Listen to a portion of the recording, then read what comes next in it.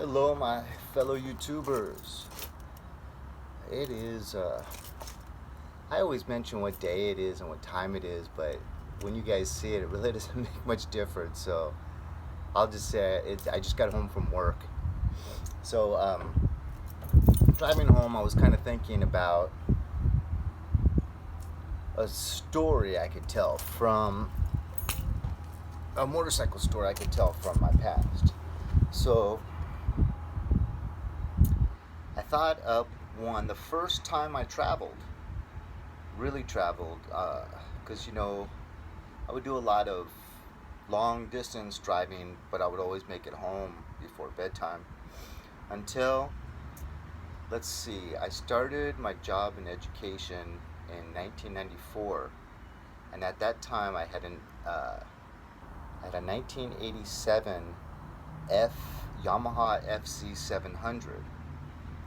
They dropped it from the 750 that it came out with in 85 down to a 787 because they had raised the tariffs on anything coming in this country with a 750 or higher. So they dropped it to 700, but they changed the valves from 4 per cylinder to 5 to make it perform like a 750, even though it wasn't. I love that bike.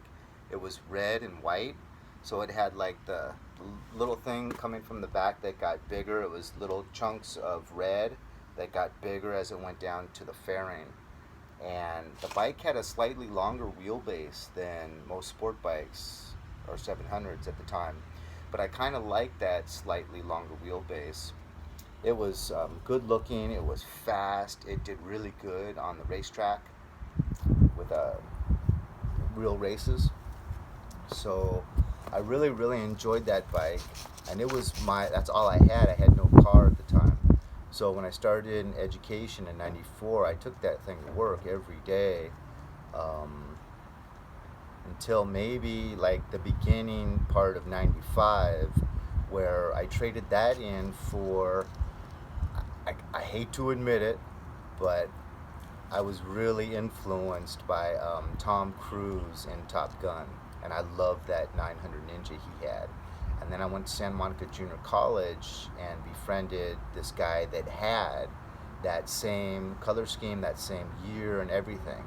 So that's what I wanted. I wanted a 1984 900 Ninja with the same color scheme, because it's kind of weird that I took this '87 Yamaha that I was in love with and traded it in for an older Japanese bike.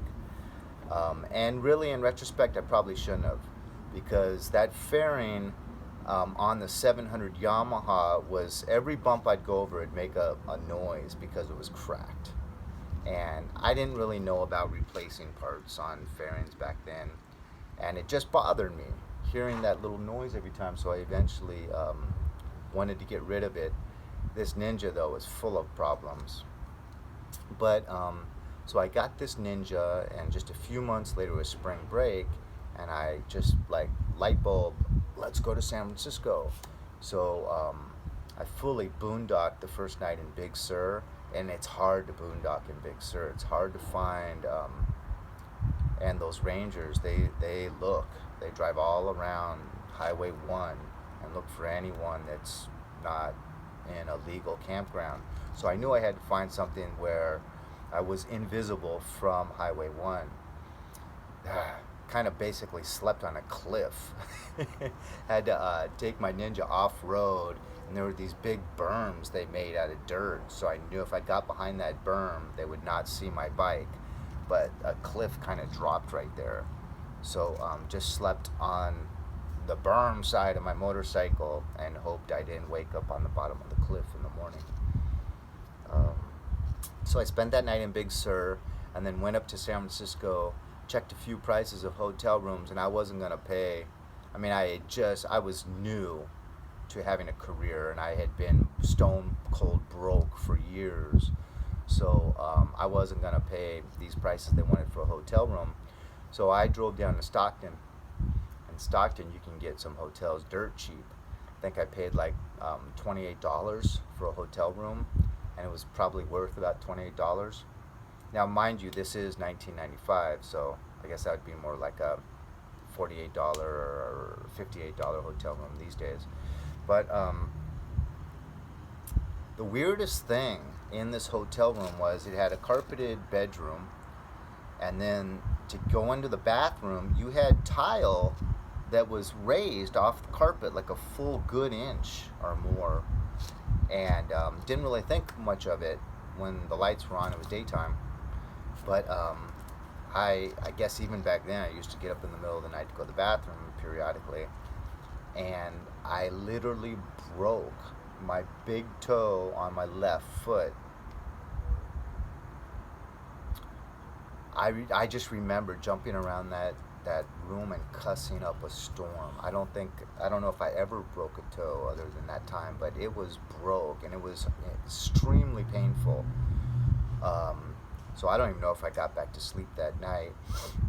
But still trying to make the most out of San Francisco sightseeing the next day. And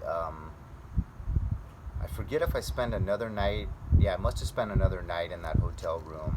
And then in the morning, got up to make that nice long drive home, knowing that my shifting foot has a broken toe. So I had boots, and that helped a little bit. But so I'm driving home. It's not fun shifting. So, but I'm just thinking, okay, just get up into 6th gear. No, it was a 5-speed. Get up into your 5th gear and just try to get as much traveling on the highway without shifting as possible.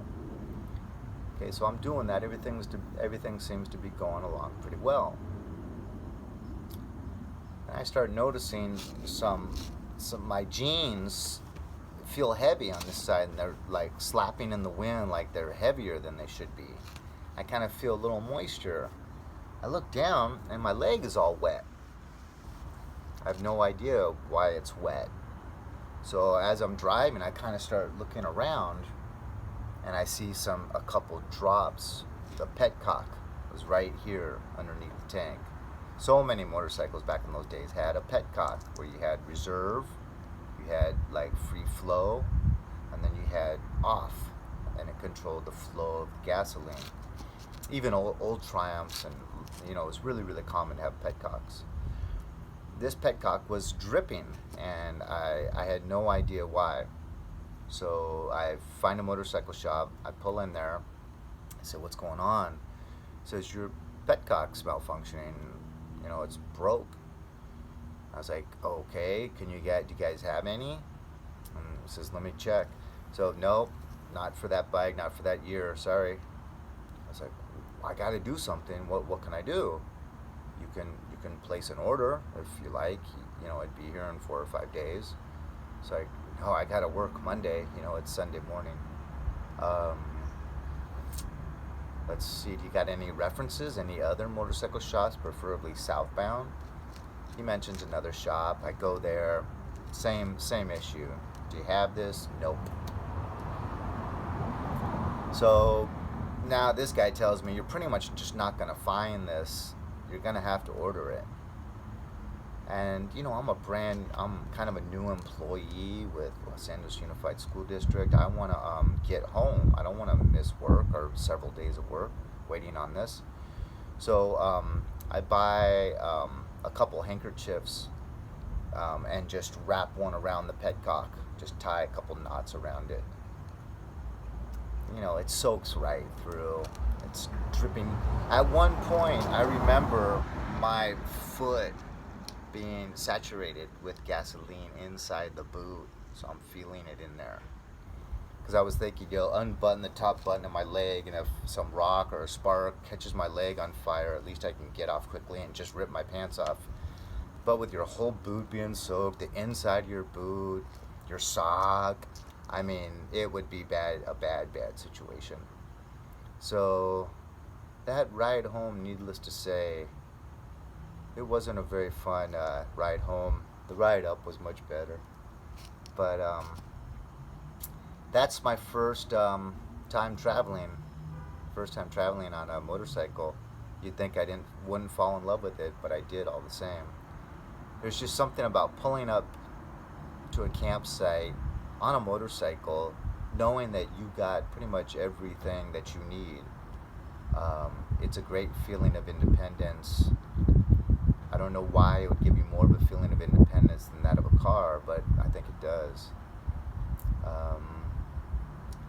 And those hotel rooms just always seem too costly when you're on a motorcycle. When you're in a car and you got family members, the hotel rooms kind of seem appropriate. But if you're by yourself and you're on a motorcycle, it's like, I don't need this much space. I don't need to spend this much money. I need a campground, or I need a boondock.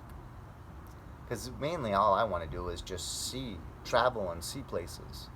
I don't want to be blowing all kinds of money. But I hope you enjoyed that story. It was a little bit nerve-wracking, but I just tried not to think about it. I figured I can get home with a wet leg saturated with gasoline. So if you haven't subscribed, please hit the subscribe button. If you like the story, please hit the like button. And I'm gonna go traveling at the end of this month in September, and I got a doggy daycare set up for Ozzy. Ozzy, come here. And I got a 3-day weekend, so I'm gonna go somewhere. I don't know where. My parents are going to be in Mexico that weekend. I was thinking about maybe just visiting my daughter in college in San Diego, and then going and visiting my parents in Mexico. Or it could be fun just to go up to Big Sur instead. I love driving my motorcycle in Big Sur.